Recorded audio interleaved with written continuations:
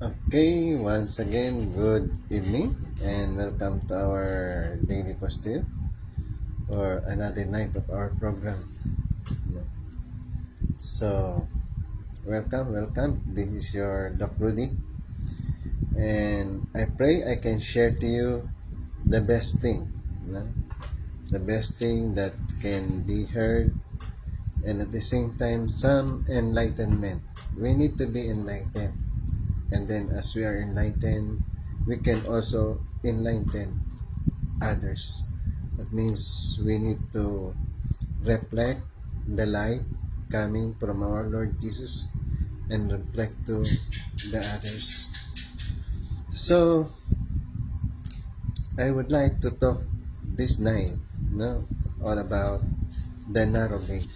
This is taken from Matthew chapter 7, verse 13 to 14.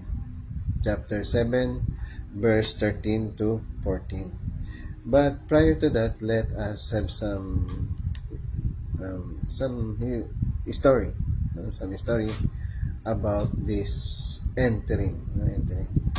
So one time that Jesus is accompanied by the disciples, and then our Lord Jesus Christ talk about many things, and then he see the pa, the pathway, the pathway or the gate, in Jerusalem, and then he said, and actually the the one that can pass only through this is the camel. No? And then the Lord said, it is very easy. No? It's very easy for the camel to enter to the eye of the needle, no? Than for a rich man to enter the kingdom of heaven. So that means our Lord Jesus Christ are speaking about entering the kingdom of heaven. And basically that is our hope. That is our goal in our life of faith. No? And that is also one thing that why we are doing charity work, why we are doing some religious rituals, and then why we need to become spiritual is because we wanted to enter to the kingdom of heaven. And we believe that the kingdom of heaven is a place where we can meet God.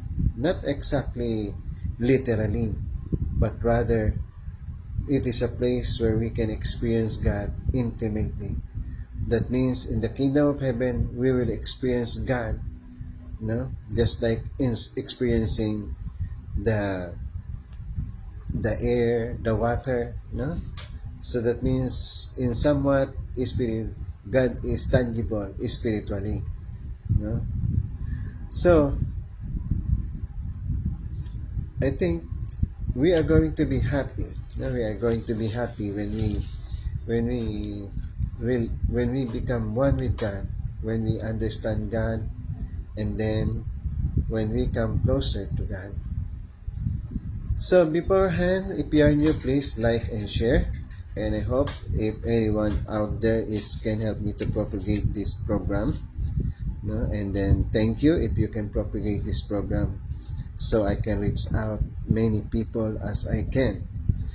So as I said, our topic or our sharing for tonight is about, or I would like to speak about the narrow gate. So that means our Lord Jesus Christ compare the way to go to heaven as narrow gate and wide wide road, no? Wide road or narrow road. So that means what is the meaning of behind all these things? So that means the narrow gate represent our way to God. So that means the only way for us to go to God is to pass that narrow way.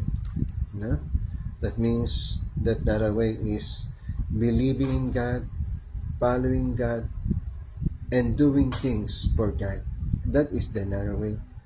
And it is not very easy because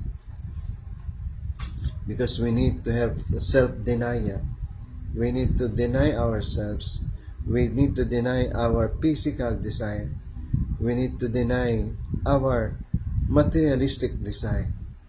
That means we need only to focus to the spiritual desire, to the spiritual dimension, no, of our spirituality.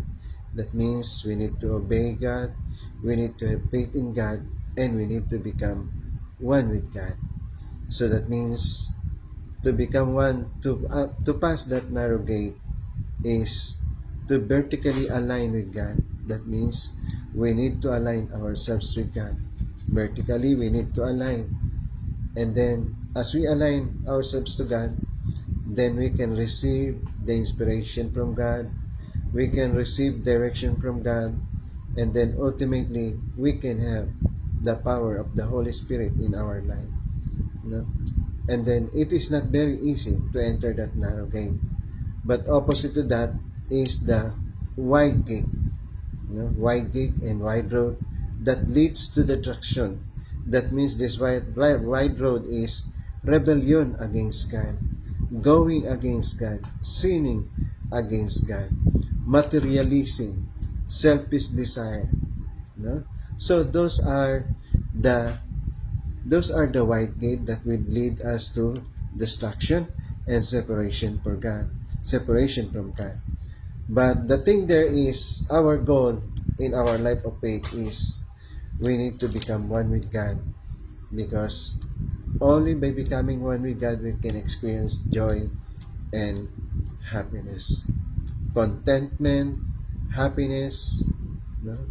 And that is peace of mind that would only come when we are aligned with God, when we are one with God. So that means we need to become one with God, no, in such a way that we can really feel the presence of God in our life. So, how can we do it? How can we lessen our materialism? How we can lessen our selfishness, our selfish desire? That means we need to deny ourselves. We need to take up our cross.